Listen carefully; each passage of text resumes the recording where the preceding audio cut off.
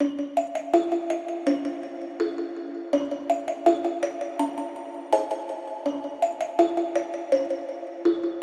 Christy. And I'm Kathy. And this is The Psychic And the Skeptic.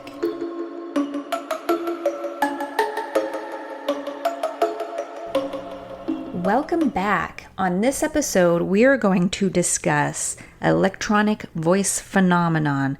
This is the best known method for paranormal investigation for instrumental transcommunication or communicating with spirit. What she's trying to say is, how do we explain all those things that go bump in the night? On our recorders, right? There you or go. Talk to us through our Right. recorders. So this brings us back to discussion about waveforms, radio waveforms, frequencies. So sound is on a lower frequency versus visible light, which are higher frequencies.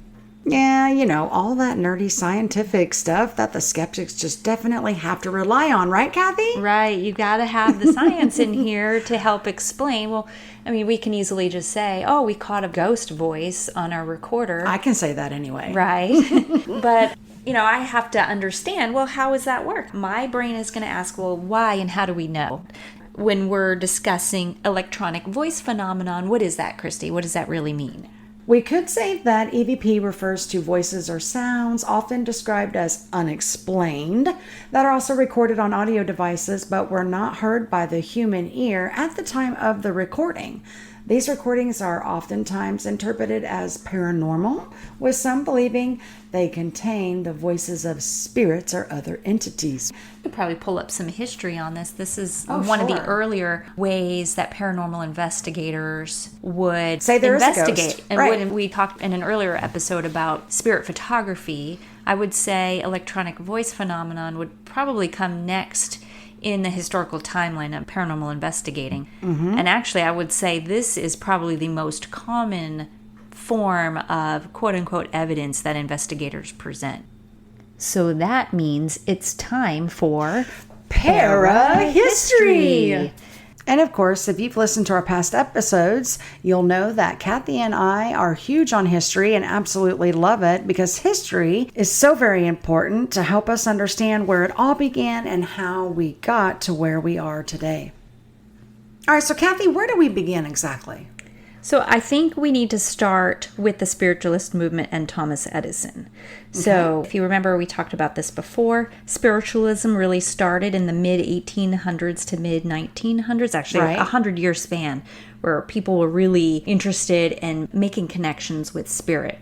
Thomas Edison, as we all know, created a lot of things. He was an inventor, famous American inventor.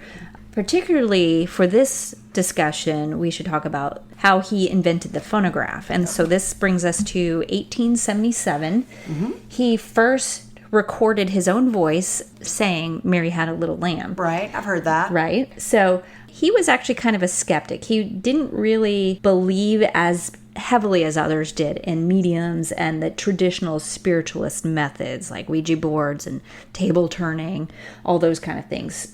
Like Houdini. Yeah.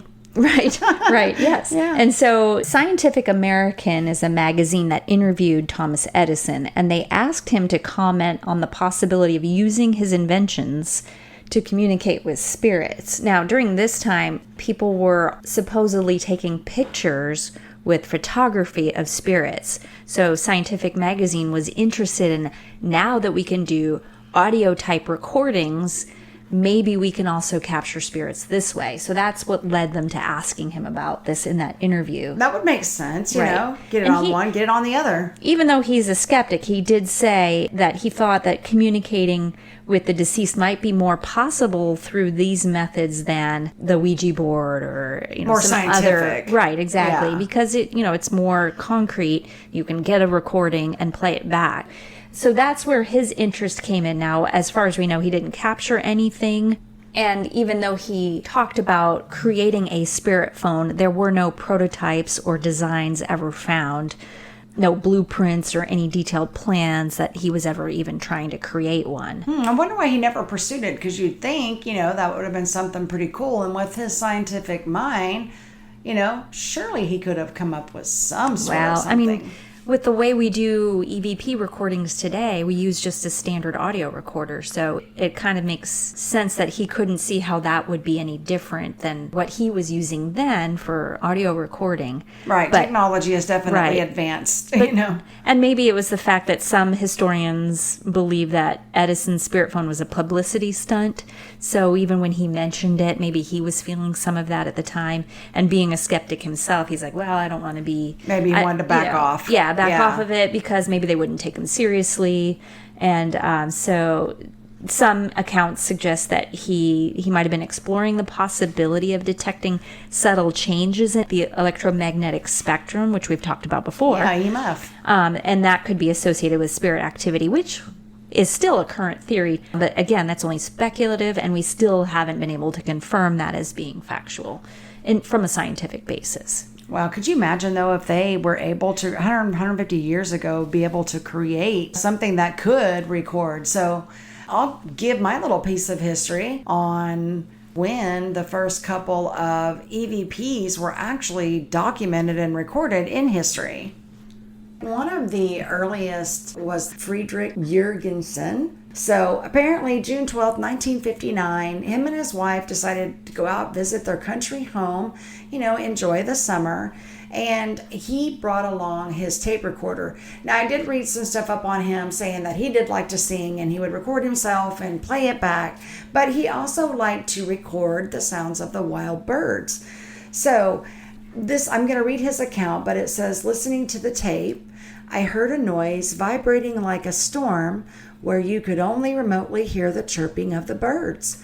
My first thought was that maybe some of the tubes had been damaged. In spite of this, I switched on the machine again and I let the tape roll. Again, I heard this peculiar noise and the distant chirping. Then I heard a trumpet solo, a kind of signal for attention. Stunned, I continued to listen when suddenly a man's voice began to speak in Norwegian. Even though the voice was quite low, I could clearly hear and understand the words. The man spoke about nightly bird voices. Now, from this point, Jurgensen started to continue to investigate this type of phenomenon. And at first he thought it was friends from outer space. Aliens, right? Aliens. But very soon he did begin to start believing that these voices were actually from the other side, or what's known as voices of the dead. So much like what we do as paranormal investigators, we go in and we set up those audio recorders and we're recording, and we don't always capture EVPs. No, but we let them roll in hopes that at some point, at some time, maybe we'll capture something that wasn't there. Right. Well, Friedrich, believe it or not, he did that very same thing, and he was able to capture an EVP that changed his life. So I'm going to read what he said again, but it says, I was outside with a tape recorder recording more bird songs. When I listened to the tape, a voice was heard to say, Friedel, can you hear me? It's Mammy. It was my dead mother's voice. Friedel was her special nickname for me. So can you imagine just hearing his mom's voice and recognizing it? Yes. And, thinking about past client cases, we actually have had a couple EVPs where the client has actually claimed that, oh my gosh, that sounds just like my mom, or that sounds just like, a past relative. Yeah. So you can imagine how excited that he was. That's got to be pretty rare, too, to capture that. Oh, for sure. Yeah.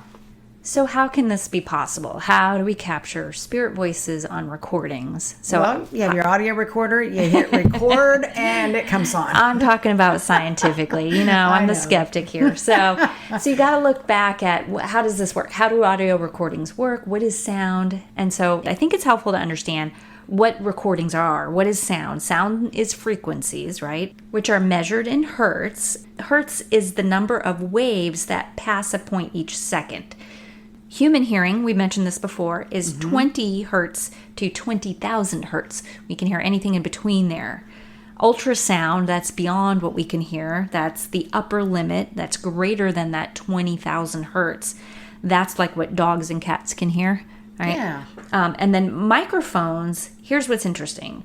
They're designed specifically to pick up the human range. Most microphones can pick up 50 to 18,000 hertz. So, and we talked about this before with our audio recorders. Some newer ones can capture a larger range of frequencies. Right. Usually microphone. So the microphone in a recorder typically is about that 50 to 18,000 hertz. So the device can't necessarily pick up sounds that you can't hear with your own ears. So that brings us to our para-theories on why we're capturing EVPs when science tells us it's not even possible. Okay, so what about now disembodied voices and hearing them? So, for example, there's many times we're on an investigation, we have our audio going, as we previously mentioned, and there is EVPs that we don't hear. But then other times, we actually hear this voice that comes out of nowhere. That's the difference. That's what a disembodied voice is versus an EVP or electronic voice phenomenon. So it has to be within that hertz range, right? Yes. So if we hear it with our own ears at the time of the investigation and it's picked up by our recorders, that means it's within the frequency that our ears can hear, right? So that 20 to 20,000 hertz. Okay. Right? All right. So the EVP could potentially be outside of that, but still microphones won't pick that up. Because the microphone capability is only within, it's actually a smaller range of what our ears can hear. But newer recorders can pick up a little bit more than that. So is it translated somehow in the playback through the speaker that now you can hear it? Here's the skepticism. Most microphones, again, can't capture that. Well, for some of us who are losing our hearing, I guess, the it's older even more, we get. so you have less frequency that you can hear. So again, that would have to be a disembodied voice.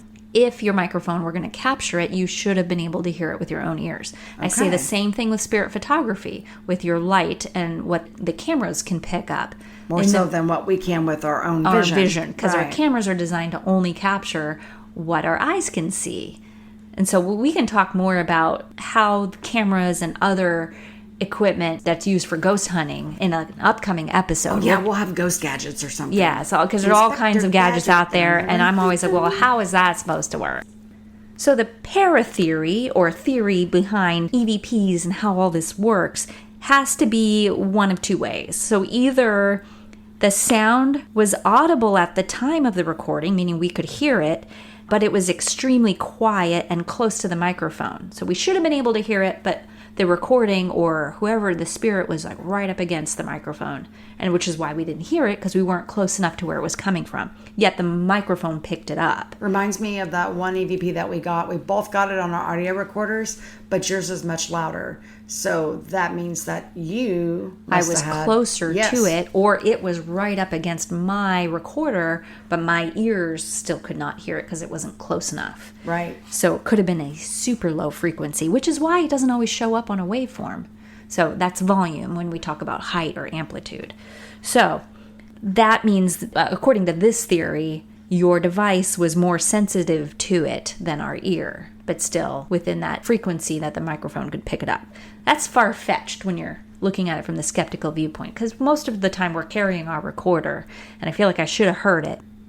The other theory, the other para-theory, is that the sound was not audible, but made its way into the recording via some form of electrical interference affecting either the device's circuitry or storage medium. I say that one's a bunch of hooey and crap. Well, and see, that kind of explains some of the older ways of recording when we use tape recording. Yeah, people used to say, oh, well, the ghosts can just imprint their voices on your tape. Yeah, I mean, that's far-fetched too. But some of what they did find is people would record over their older tape. Oh, yeah, because the voices would bleed tape through. In the early days was more expensive, and so if they didn't capture anything, they would just use the same roll of tape, whether it's the two-reel audio recording or the cassette tapes of the 80s. So you would just re-record right over it. You go and you listen, you're like, I didn't capture anything, let's use that tape again the next time we investigate. And it was used too many times, and you could capture some like a bleed through. Yes, it would bleed through, or like a double exposure in an audio format. And I know that's true because back in the day, in the very beginning, I was that same way, right? I had that box recorder, and if I didn't get something, I would re-record erase it, and then I learned, oh, wait a second. You just record right over the top of it. Yeah. So I quit doing that. I learned really a lot of us did. On. Yes. Yeah. And then it came the digital audio recorders. So this is where that theory about storage medium and how it's stored on the device that's what was manipulated. But I mean, if I were to, knock on wood, pass away right now, I wouldn't know as a spirit how to possibly manipulate electronic medium in order to talk to you. Right. So all of this seems pretty far-fetched. For sure. The first paratheory that's out there makes a little more sense, that maybe it was there, it was so quiet we didn't hear it. Yeah. And it was close enough to our recorder that our microphone was able to pick it up. And that does make sense even from a psychic's perspective, right? Because we're talking about frequency waves and levels and all of that. Yeah, there's so much more to that. Right. So I go with that theory because I know from the spiritual side of things that that's how it works. Well, a lot of mediums describe hearing spirit on a higher frequency. So then you would think, Myself included, that's in ultrasound. So that's higher than that 20,000 hertz. Some investigators are working on trying to use ultrasound detectors or devices that use ultrasound signals, like from bats or insects or other animals. That's how they communicate. Ooh, sign me up for that study. I'd be interested in that. Yeah. These devices translate high frequency into audible sound. So in the playback, it changes the frequency. So it was recorded at a higher than 20,000 hertz, but playback is lower. within audible. So it's like it slows it down. So, I mean, that makes sense. No, that in a does way. make sense. Can you imagine listening to a bat communicate? You record Lord. bat sounds on ultrasound, and then you can translate it into audible sound? That's crazy. Yeah. But that's an interesting theory, though. I mean, this is where I get interested from a scientific viewpoint. Yeah, for sure. So now we can look at infrasound, which is the very low frequency below what our ears can hear. So we're talking about 0.1 to 20 hertz. So this is below human range. And this can be the cause of mistaken reports of paranormal activity. Infrasound, these very low frequencies, can cause reports of disorientation, feeling panicked, increased heart rate, increased blood pressure, and in extreme cases, it can cause depression, general uneasiness, as well as visions of apparitions, so hallucinations. And it can be caused by things like wind turbines or even traffic noise. But there is a way to prevent infrasound contamination. So closing windows, closing doors, turning off machinery and fans and other electrical equipment. So we do try this. to do, at investigations. Yep, exactly. So we're trying to eliminate all possibility of feelings of paranormal activity, for one, so we can best record with our cameras and audio devices, and also with how we feel on an investigation. Right. Sometimes we let our clients leave certain things on so we can maybe get a sense of that, and if we feel like there might be contamination from it, or we'll go ahead and shut those devices off, and to kind of rule it out, to say, okay, was that a cause for what's potentially going on with our client? Or even where they sit in the living room. Are there electrical boxes nearby? Or maybe there's the thermostat nearby where they're sitting. Not just EMF, but also infrasound from those devices that can be affecting our clients. I always knew it as contamination, never called it infrasound. So that's interesting. Yeah. So there are other protocols that we use besides decreasing the environmental contamination from equipment and that infrasound or other equipment that can get in the way. Yeah, like we're on an investigation. Right, because EVPs can be really faint and quiet and very whispery. So we have to do what we can during the investigation to limit that confusion between what was us and what could potentially be a spirit voice. Oh, yeah. So we have certain rules, right? Yes. Number one is... tag your audio. Yes. So if we accidentally whisper, or if our stomach makes a noise, we want to tag the audio to kind of let the listener know that, hey, that was us. So and when we say tag, that means like, hey, it was me, or that was me for audio, or that was Kathy for audio. But sometimes we'll tag each other. Yeah, but we have to be real specific. That was me whispering for audio, or that was my stomach for audio, or I dragged my foot for audio. Because even those things that sound obvious at the time, like it's clearly my stomach, but when I play it back, it might sound like a vicious growl. Right. That sounded very demonic. Or a whisper, or like even a breath in. If I took a nice deep breath, it could sound like a hey, you know. Well, even like if your jeans rub up against each other, it can kind of make a whispery type. Right. I have like sound. a little nylon vest that helps me carry equipment, and if my arm rubs it just the right way, I don't always capture that, but I get used to what that sound sounds like. Right. So the more experienced you are at listening back to your recordings, the easier it is to determine, okay, I know that sound from before. That's clearly my clothing. Well, even knowing each other's voices is important too. Right. So for an example, we went on an investigation this past weekend, and when I was listening back to the audio, there was this clip, and I wasn't sure if it was Ashley or not. It kind of sounded like it could have been Ashley, but I clipped it, I sent it to Ashley, and I was like, hey, Ashley, is this you? Can you confirm? She listened to it. She's going to get back with me after checking her. So, yeah, I mean, once we know each other's voices, we can, no, that was Christy, or no, that was Kathy. Or, right. Yeah, so the other rule is no whispering, so you don't have to tag yourself to begin with, right? But I mean, sometimes, you might sigh or just not thinking. I mean, it could be automatic response. And so, yeah, it's very important. That's why tag it ourselves, or if you catch me with my deviated septum or whatever it may be, or if you had a Christy cold, or sometimes you hear those things, and that's why knowing each other's quirks and their sounds are really important. When I started investigating, I was living in Florida at the time and was a member of a very large team with a lot of members, so we didn't always investigate with the same people.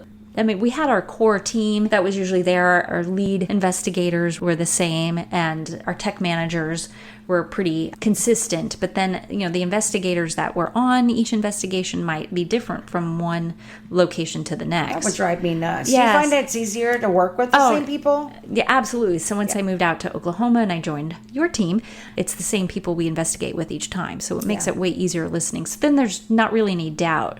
Because if you don't really know this person, or you rarely investigate with this or that person, trust factor comes in. Right. It's hard to know if they're capable of tagging themselves, if they recognize, should I have tagged that? So that's a hard habit to form. It takes a while as an investigator to get used to catching yourself and tagging. So, well, and an interesting thing about that too is, from my experience in the past, there have been some EVP clips that will sound, it's not one of us. We know we did not say that, but it sounds just eerily similar to one of our voices, almost like they were mocking us in some way or another. Mimicking. Yeah, that's a good word. We've for caught it. From my team in Florida, we were at a theater, which theaters tend to have a lot of energy or something. I don't know. But we were setting up, and we were in an elevator, and somebody was changing out the batteries in the recorder, and somebody else had asked, like, what size batteries do you need? And this investigator said AAAs. And then we had an EVP that said triple A's right afterward. Like it knew nothing else to say, but it was repeating. There was clearly nobody repeating at the time. Right. So it was very interesting. Why would they choose to repeat the word triple A's? Maybe they're confused. Maybe they were super old and didn't know what is triple A. No, I've had them actually repeat things or mimic, so that is very interesting. Yes. So how can we really determine what an actual EVP is? Well, we have to think back on our memories, too. So it's important to listen to your audio very shortly, if not the next day after an investigation. So everything is right. You can almost visualize where you were as you listen to your recorder. You remember, oh, yes, this is when I'm walking down a hallway, or your short-term memory is still active at that point. So you can recall what you were doing as you're listening. So, and where your audio recorder was. Right. I make notes to myself as I'm recording, so that when I go back and review, I can recall where I was at the time. But so, there's a lot that goes into recording. For sure. The TV shows don't really show you all the ins and outs of what we actually do behind the scenes. Well, that, and once we come across an EVP, our group is really good about cutting that clip. And let me say, we do not alter any of our clips. Whatever we save and submit is in the raw format. That is correct. Yes. Right. So determining whether it's an EVP or not is, sometimes it's real obvious. It's like, this is clearly not one of us. Yeah. Or it doesn't fit into the conversation we had. Right. Sometimes we might capture a voice that jumps in and nobody acknowledges it. I do love the ones, though, that EVP. jump in on your conversation and talk about what you're talking about. That's pretty cool. Right. And we might conduct an experiment called an EVP session where we're actively asking questions in hopes that we capture a voice answering us. You know what, though? I have noticed that when we do something like that, we seem to capture more EVPs when we are just letting the audio recorders roll and we're not actually asking questions. The skeptic in me says, well, that makes sense because we're not really focused in on, like, we're doing other things like setting up. So we capture our feet slipping, or there's lots more breathing and less tagging going on because we're focused on doing other things like setup. Yeah, but I don't know. In my opinion, and now I see the point that you're talking about, but there's just some audio EVPs that you just listen to and you're like, I know that was not us. That's why I live by the when in doubt, throw it out. Oh, yeah, that's our motto. It has to be real obvious because, I mean, we're presenting this to other skeptics or people who want answers. So if it doesn't really help us to solve any problems or identify what's going on in a location, it's not helpful. There's too many questions hanging over this clip that seems suspicious. Oh, I can't tell you how many clips that I have thrown out in the past. And then, what I like about it as well is no matter where all of our recorders are in a location, I could say, hey, at such and such time, I've got this recorded. Check yours. Right. Check your audio, see what you get as well. Right. We all have a recorder because we may have whatever's captured clearer on a different person's recorder. That's a routine protocol for us, is that we all take recorders with us everywhere we go. Sometimes we'll leave static recorders sitting in a room by itself the whole night. That's a lot of fun to listen to. And that's really hard because then you're hearing us in the distance, and that can make it really difficult to determine if it was us talking or if it's potentially an EVP. When we set a static recorder, what we're looking for is that real obvious right up to the mic. So we have to really throw everything out otherwise. Yeah, listen closely. It's better to listen with some headphones. And believe it or not, your ears can get trained to listening for EVPs. So because I've noticed people that are just beginning out, it's harder for some of them to actually spot some of those EVPs. I find newer investigators have 1,000 EVPs because they're not really trained to hear one voice versus everything. Right. Yeah. And everything sounds like a ghost, and they're eager to hear actual evidence. So I'm tough to convince. It's just, it has to be real clear and real obvious. Every breath isn't necessarily a ghost. If this paratheory is true, that ghosts are trying to communicate with us, we also have to look at other theory about energy and how much energy it takes to manipulate your device to even communicate. You're not going to have a ghost talking to you the whole night on your recorder. No. It takes a lot of energy to do that. It does. And they're going to fizzle out after a while, then they've got to recharge. Right. So I encounter that whenever I'm in communication with spirit, oftentimes. Right. If it was this common, then nobody would have any doubts. We would be hearing voices all the time. Well, if you're psychotic, maybe. No, right? I'm Unless kidding. You're schizophrenic. I know what you're talking about. Schizophrenia? Well, yeah, no doubt. Right. Well, and you were talking about the audio levels. So there are some like frequencies. There are some that come through they're loud and they're clear. Yes, then you so have that's some the high amplitude and volume. Yes, and then you have some that are not as loud and clear, but you can still make out what's being said. Right. So we classify different EVPs based on the quality. Our team still uses our classification system for EVPs. So do you want to explain what that is? I think it just helps people understand it a little more. It breaks it down. Or when we're communicating with each other, if I tell you, hey, I think a Class A, that really gets me excited. Send it. I want to hear it. Because Class A is the cream of the crop. No doubt, this is clearly not us. It's super loud, and you can understand what it's saying. B's again is below that, and then C's are more like those whispers, right? Right. So they don't. Class B, you can hear it. It might be a little quieter, but you can understand what it's saying. Right. And then like a Class C would be, that's my when in doubt, toss it out. But there are some Class C's where it's like, clearly that is not us, but I don't know what it's saying. It's very quiet. It's very whispery. It's going to have a low amplitude on your recordings. Or you can make out part of a C, but not all of a C. Right. Yeah. And then there might be some debate about what it's saying, but... Hey, since this is an EVP episode, we should actually play some of those old classifications of EVPs. Now, we had our big Class A in a previous episode, the one we love the most, of a child. Yeah.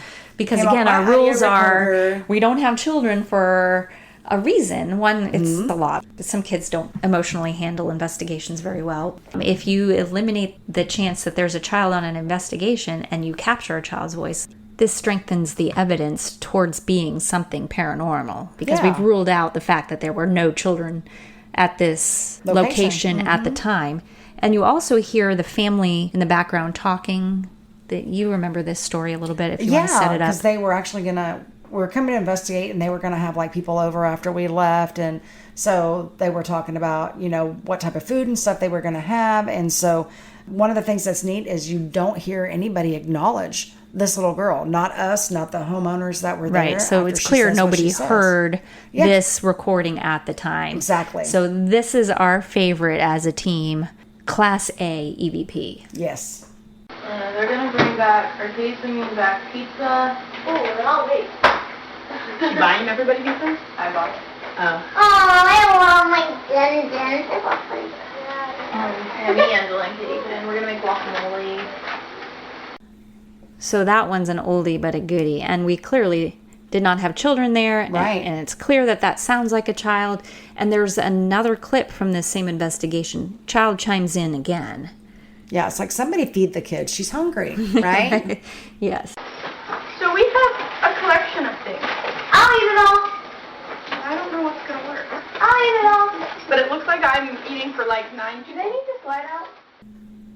So, as you can see, those are very interesting and some of our favorites. Yes. We have quite a few other Class A's. Even though Class A is very rare, we have quite a list of them to share with you. Well, 25 years worth. I mean, chances of getting an A is possible. But again, this is extremely rare, and it's almost like the holy grail of EVPs.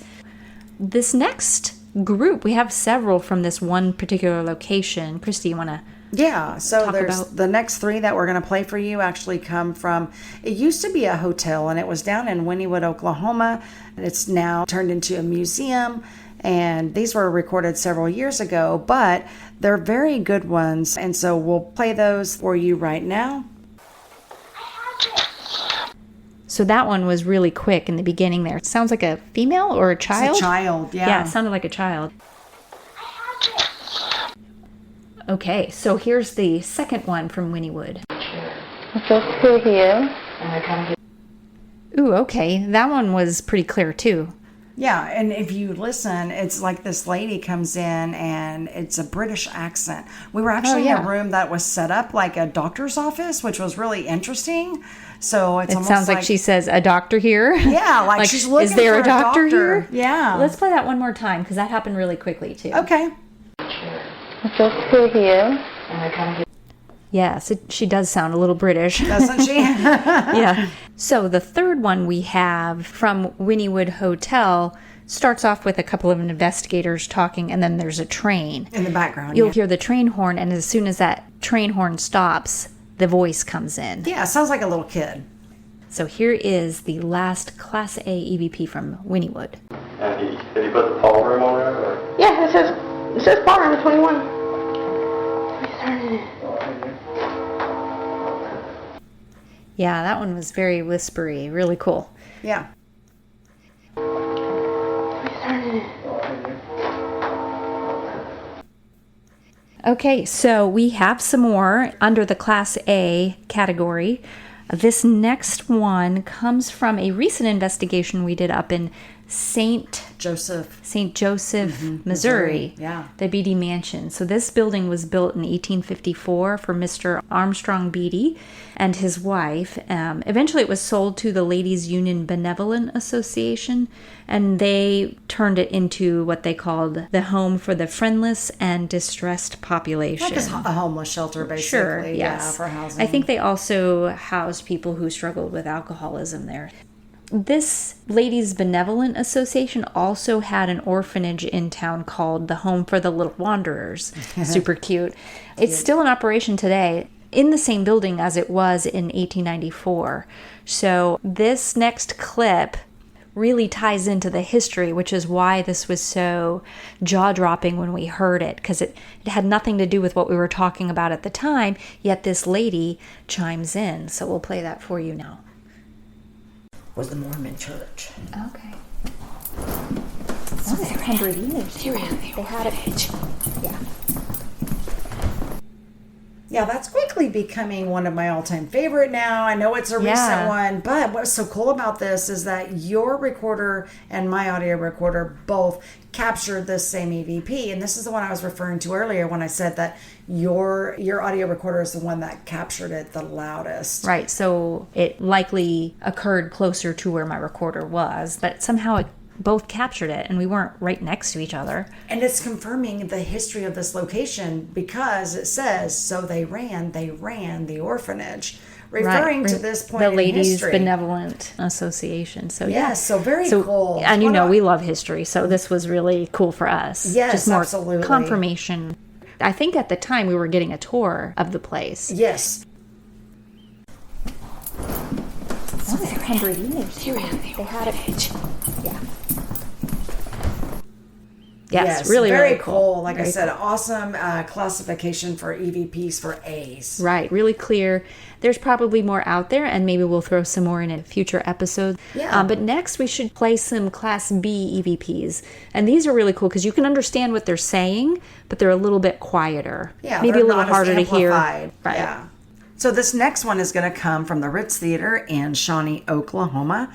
And we'll let you guys go ahead and hear that one first, then we can maybe talk about it right afterwards.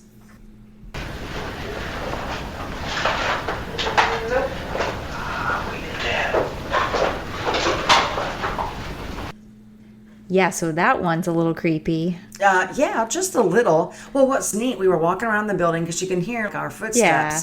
And then this man's voice comes in and asks, "Are we dead?" Now, So that makes me wonder, is this intelligent? no, I can definitely tell you there were some intelligent spirits there, but it also kind of backs up the thought that there are some spirits who don't really know that they're dead. Right, and I think that some of the EVPs that we captured throughout the years have led us toward different theories among the paranormal and what's going on with spirits. Oh yeah, and this is definitely a simple case of that for sure. Right. It seems some spirits don't even realize that they're dead. Correct. I wonder if that was a thought immediately after he had passed. That's where I could think maybe this could fit into residual. You could go either way with it. I don't think this one Just based on what necessarily- your experience was there. Yeah. Right, but That's why we like having you. You can tell us. the bloodhound, Yes. sniff them out. You're you very know? useful, Christy. Well, thank you. Thank you very much. Well, no, I think there's a lot of different reasons why spirits don't actually cross over to the other side. One of those reasons for sure is just because they don't always know that they're dead. They some need of them are in a somebody- state of confusion. They need a psychic counselor. Right. Hey, that's me. Okay, what else do we have? Okay, so we have another one that is pretty interesting. This is a female's voice. So this Class is another B. Class B. Gotcha. Uh-huh. You can go ahead and we'll play that for them. What y'all do? Yeah, that one's pretty clear. Almost Class A worthy. Yeah, but there is a lot of background noise there, and then you can also hear like a car toward the ends in the background. But what I think is unique about this one is because it's a female voice, but you can hear a little bit of that southern accent. Nobody's quite that southern, I guess, on the team. No. And this one, yeah, you can tell what she's saying. So For sure. there was a car driving by towards the end in that clip too. Yeah, so that just kind of reduces it down to what would be Right. known as the Class, Class B. B, yeah. Right. What y'all do? Any others? Yes. Okay. So I was actually out investigating in a cemetery, and I have not only a Class B from this location, but when we get into the C's, I have another one from the same place. And a friend of mine and I were recording. We were reading the headstones, and we were talking about how there were so many people that had actually died at a very young age. And we were discussing sickness and this and that. And so then all of a sudden you have this woman's voice that comes in and says what she says. So let's go ahead and play that one. Okay, that sounded clear to me. Sounded yeah. like she was joining in on your conversation, right? Oh, for sure, yeah. She was actually, I believe, letting us know maybe that she had died young, right? Or she was commenting on how they all died young out there, the ones you were talking about. Yeah, because there was a whole row of children who had died of sicknesses. So, yeah, I mean, it's kind of hard to say exactly for sure, but it does lead you to know that, hey, this is possibly an intelligent spirit that's out there, right? Yeah, that sounds like what you guys were talking about. And they were just joining in on the conversation. Yeah. Well, do you want a creepy one? Yes, let's do it. Okay, this next one is super, super creepy from a residential in Northwest Oklahoma City. Now that sounds like a threat. Well, yeah, this was not a very nice spirit. She was very negative. In fact, the homeowners would see her with no clothes, and she had a bunch of nasty little cuts on her where she was bleeding and oozing, and they saw her carrying a knife in her hand, and they were scared. Wow. So, That, as the historian of the group, makes me want to go and think about this as residual. Like, what happened to her when she died? Was this part of what her reaction was? Like, was she fighting to survive and then ended up dying? That's kind of where my brain goes when I hear stuff like that. That's why I say, oh, I wonder if that's residual or did something happen here? But that's why I'm grateful that you're able to kind of read some of these spirits sometimes, and then we happen to catch their voice. So when you leave an investigation, we already know what you've picked up on, and then we go back and listen to these clips, and we get validation from these voices that we happen to capture. yes, and this is all too real for me as well, because I actually saw her. So I see some of these entities, in their raw form, and some of them not so nice. That's got to be so exciting for you when you know what you saw in your mind with your gifts, and then you go back and you listen, and then bam, here it is. I immediately knew it was her. Yeah. But you also got to think, those images are also burned into my mind, and it's just things that I will never forget. So sometimes it doesn't surprise you. You're like, yeah, I know. I knew she was there, right? Yeah, like I can tell you her hair color was brown, and it was a white female, and yeah, I think she was schizophrenic or something. She had to be. But of course, there could have been some sort of trauma. But yeah, definitely interesting. Yeah. Now, this next one we can actually talk about. It came from the Flower Buff Manor. You were actually on this investigation. Yes. So let's go ahead and play that one. Then we'll discuss afterwards. Yeah, this one we were getting a tour from the owner of the restaurant, and it sounds like somebody chimed in. Yeah. Here, but the silver one was here, and it flew across the floor. And so he wouldn't come back over here and listen. Yeah, sounds like a little old lady, and I hear that's terrible. Yeah, when I listen to it, I don't know. I hear how terrible, but Right. either or, I mean, it's cool. Yeah, it's clearly a voice that wasn't, and there were several of us there because we were getting a tour. Yeah.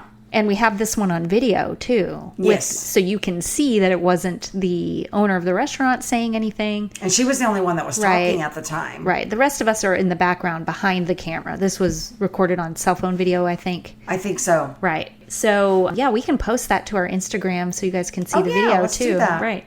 Any others on our Class B? Yeah, actually from the same place, right. the Flower Buff Manor. This is when we were actually going out onto the balcony area. We were on the second roof floor. of the balcony. Yeah, I we believe. climbed Yeah. out from that onto the roof. Yes, there was a window. We got out there. It was a little bit of a slope. Yes, and I was commenting, Becky had her flashlight, and I was commenting, hey, be careful or whatever. Yeah, and, don't slip. Right, she Yeah, turns so you're on gonna her hear flashlight. Yeah, you're going to hear us talking about being careful out there, and then we catch this clip. Here, stay against the wall. I'm so scared of heights. Don't let it push you off, please. No, especially it's like since the slope. I'm sorry. So definitely a little quieter right towards the end of that clip. I hear so bright. It might be it's so bright, but with our talking, I think the it's was covered up a little bit. Right. I think you can definitely hear the so bright. And what's neat is because about that time is when Becky turned on her flashlight. Right. So this entity is actually responding to the brightness of the flashlight. I feel like she was fumbling with it just off of memory. I kind of picturing what we were doing at the time. Yeah. There was something going on with her flashlight, and then you hear, it's so bright. Yeah. So that's cool. It's like intelligent, like, yeah. I see you sort of thing. And why do they pick these kind of things to tell us, right? I don't know. Maybe, I guess Becky blinded the lady. I don't know. Well, we've had that clip before where we've had It's So Bright in a different location for a totally different case. But that's been an EVP we've heard before. So it's interesting. That is right. You are right on that. I do remember that now. Yeah, I guess they don't like the light. Go away from the light. Go towards the light. No, it's so bright. That's funny. Okay. All right, so we have 2 more that we'll play. This next one came from another cemetery that I was investigating out in rural Pot County. So let's play this one. She didn't sound very excited about that one, but clearly to me it sounds like Tombstone. Yeah, and you know what? For years I thought that said Headstone, but it does. It sounds like Tombstone. And you're walking in a cemetery, so it's very appropriate to what's going on. Oh, of course. And you can hear the katydids in the background, for a nice... The cicadas in the background. Yes. Okay, so the last clip we have for Class B's. Okay. Want to set that one up? Yes. This was taken at the Wynnewood Hotel. We previously talked about the Wynnewood Hotel when we were playing a couple of our Class A. So we'll play this one for you and see if you guys can hear what it's saying. Right here. Yeah, so there's probably a little overlap in there. I just hear the right here part, but you can hear movement, somebody setting up or... Yeah, we were actually setting up equipment in the hotel for the investigation that night, but I can hear, it sounds like a little boy or a little kid or something, but I hear him say, Luke, like he's got that Luke. Luke right here. Yeah. Part to it. Trying to get your attention, maybe. Yeah. Right here. Yeah. Sees a whole bunch of people here. Look right here. Right? Yeah. Very, very appropriate again. Okay, so that's a good sampling of some Class Bs. Yes. Some are pretty clear, but just a lot of background noise. And then others were, could sound like this, could sound like that. Right. So our final category is Class C. C's, correct. Now, these are going to be the ones that they're not as loud, so they're more of a whisper.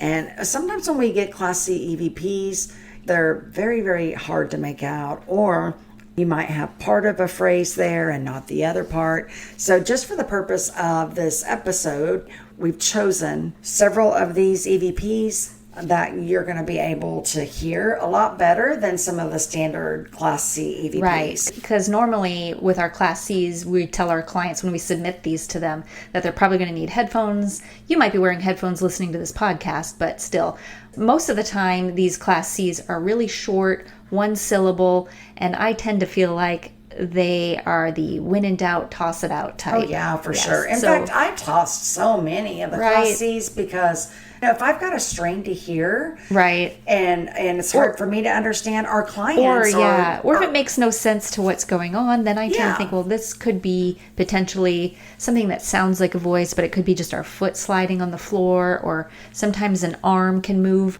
and pick up clothing because we keep our recorders strapped to our bodies or something like that. So I tend to think that these are the ones that can be confused as EVPs, but more likely they might not be. They've got to be pretty compelling for me to actually be able to keep. Right. Because again, when you do this enough, listening to audio for years and years and years, you kind of get a little bit of a trained ear. Right. Where you can spot them. But if someone is new to the paranormal field, they don't have that trained ear. So, for example, our clients, if we can't hear it and understand it ourselves, then there's no way the general public or our clients are going to be able to. And when we're listening to these voices, they need to sound different than the voices that are there, the voices that we know, like us, myself, you talking, and then we hear a voice that sounds very different to that. Sometimes it sounds like they're underwater.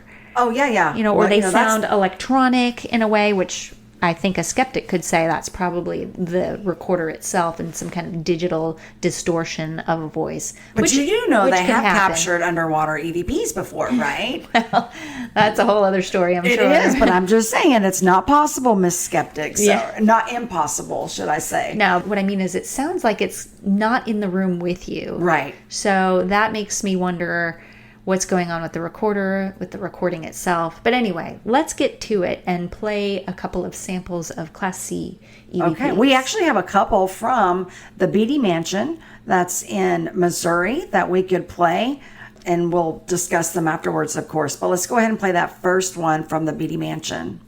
Do their own thing and take notes, and then we can all come back and converge. You probably have heard the stories, though, since you've already been here. So you kind of know.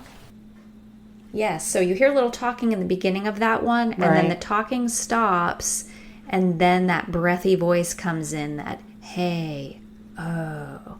Right. Sounds really creepy, like very whispery. Do their own thing and take notes, and then we can all come back and converge. You probably have heard the stories, though, since you've already been here. So you kind of know.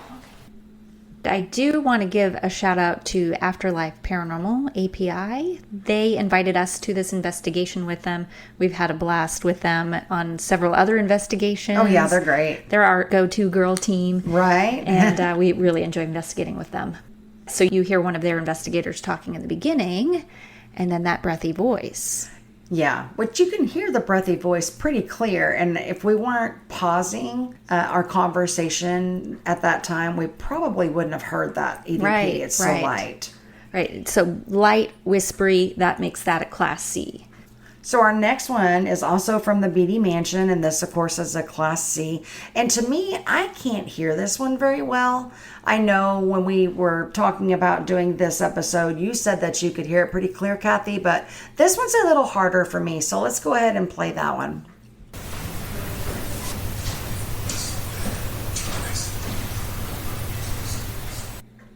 It sounds like a male voice coming in and saying, must have been an accident. Yeah, it's real light, but I can hear it when we drop this file in for the episode. But without headphones, someone might have a hard time hearing this one for sure. Right, but it's there. And this is It a is. static recorder, and it does sound like it's in the area of the recorder. The investigator's voice is in the background. So this was, I'm pretty sure this was my recorder on the second floor in a hallway, and somebody was setting up nearby in a stairwell. So that one was really interesting because nobody's around at the time. Right.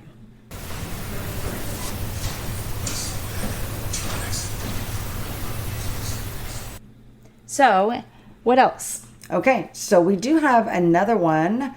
I can clearly hear this one. This one's from the Pumpkin Theater in Ponca City, Oklahoma.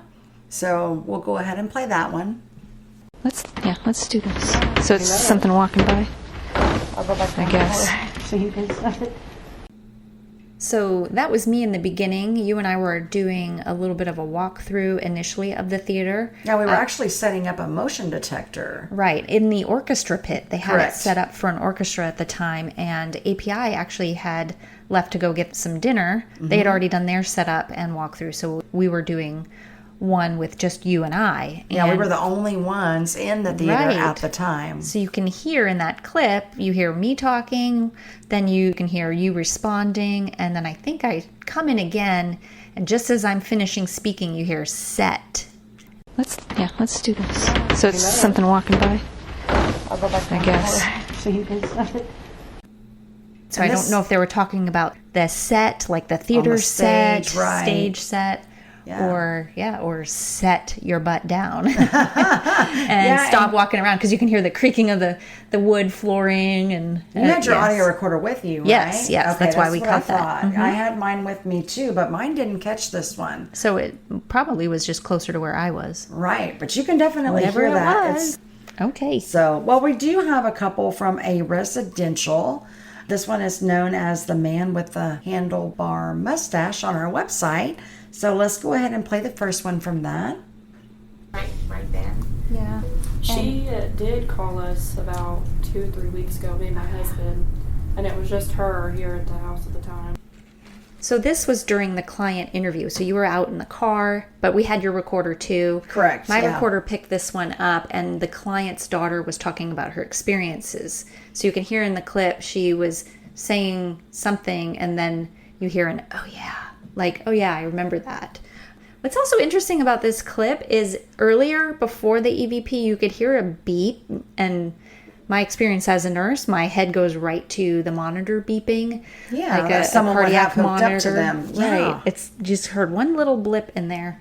I could hear that yeah, too, though. There's no reason. I mean, I don't know. This case was from 2023. Yeah. And so, I mean, it's kind of recent, but I don't really remember hearing that or there being anything in the house that would cause that. No, so that's there wasn't. almost some kind of phenomenon on its own, too. Right there. Yeah. She did call us about 2 or 3 weeks ago, me and my husband, and it was just her here at the house at the time. Maybe you're bringing the hospital ghost with you, Kathy. No, or maybe this person died in a hospital and they're a family member and they're remembering this event that the daughter was talking about. So That's it's a still little far-fetched. It's an interesting Skeptic. clip. I know, but still, when you catch it on your recorder and you were there and you did not hear these sounds at the time, it's really, really interesting. How does it get into my digital recorder?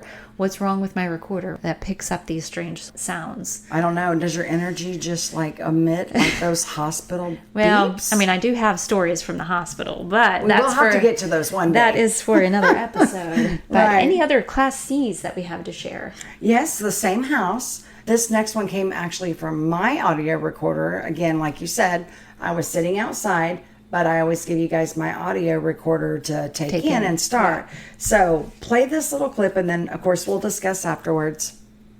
Did you want to show us around a little bit? Maybe if there's a certain area where things happen, or This is here. This is the front. yes. Okay, that one is a little clearer, easier Yeah, to wow. hear. Yes. Yeah, you can definitely hear that one for sure. Yeah. Hey guys. yeah, hey. they are. Like, they're trying to get your attention. Yeah. And She was about to show me around, like, hey guys. Yeah, over kind here. of funny that it's like right there, right Yeah. during that time when she is going to give you a tour, right? Right, So, right. Yep. but yeah, no, that's a And very great similar to one. the other EVP. Sounds like the similar voice. And this isn't something we would say in a client interview. They're showing us, I mean, you can hear the voices of the people who are there. This is very different than that. Doesn't fit the conversation. Wouldn't be, nobody responds to it. If somebody said, hey guys, I just heard something, I'd you be would like, hear the "What rest up?" of us be like, what's going on? Yeah. Yeah, like, what you want? Hey guys, what? You would hear us respond to that, but there is no response. Did you want to show us around a little bit? Maybe if there's a certain area where things happen, or This is here. This is the front. yes. Right, and it's kind of like right in between, like when you guys are talking, because I hear a voice coming in right afterwards. One Right. of y'all, I think it's you. Yeah, so that's why these are great when there's silence in between. So talking too much during an investigation can drown out some really cool things. So I know the word "shut up." Yes, get pauses in your conversations. Just a little Yes. paranormal investigating 101 for you. Well, they say whenever you go to talk anyway, or like ask a question, you're supposed to wait at least 10 or 20 Right, seconds, yeah. right, to give Give the it ghost a time. chance to respond. Right. All right, so we're going to have one more for you, and this is going to be from the historical McIntyre Villa Mansion. That's in Atchison, Kansas, right? Yep, that is correct. So Okay. let's go ahead and play that last one for you. I guess you do. Well. Okay, so that's funny and not funny, right? At the same Oh, you got a little humor in there. I love it. No, that one was the very last thing you hear in that clip. Yeah, and you know what's unique about this is actually there is a claim that you will get an EVP recorded if you tell a joke. Right. And so Becky, our investigator, told a joke.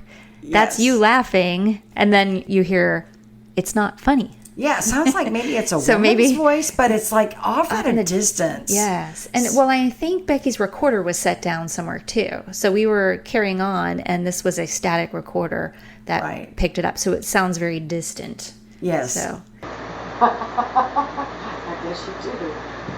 Well. Sounds like it should have been something we would have heard at the time, but we did not. Nope, definitely not. And even though that the voice is not a whisper, it's a Class C because it is off in the distance and kind of harder to hear. Right. Okay, so that is all the EVPs we have to share on this episode. Yeah. We will likely share more of them. We have lots more of them. And 25 years worth. We'd love to talk about them. They are interesting for me. It's difficult as the skeptic in knowing how recordings work. But as you can hear, these are things that clearly aren't those of us who were there. We were there at the time. I don't know how it's happened. This is one of those not yet understood pieces of paranormal investigation. Yeah, it's one of our more common forms of evidence and a little bit harder at times to debunk. So, if you want to check out more, you can go to okpri.com, or you can check out our Instagram page. We'll share the video of one of the EVPs caught. Oh, from the flower buff, yeah. Yes. The How Terrible. And if you want to share your own para story, you can email us at psychicandskeptic, all spelled out, at gmail.com. And we might feature your story on a future episode. Or if you even hear something different on one of those EVP clips, go ahead and email us and let us know. Give us your opinion on what you've heard. And let us know if there are any topics you'd like us to discuss in the future. So you can find us wherever you enjoy your podcasts, and thank you for listening. Because the paranormal is the normal. Not yet understood.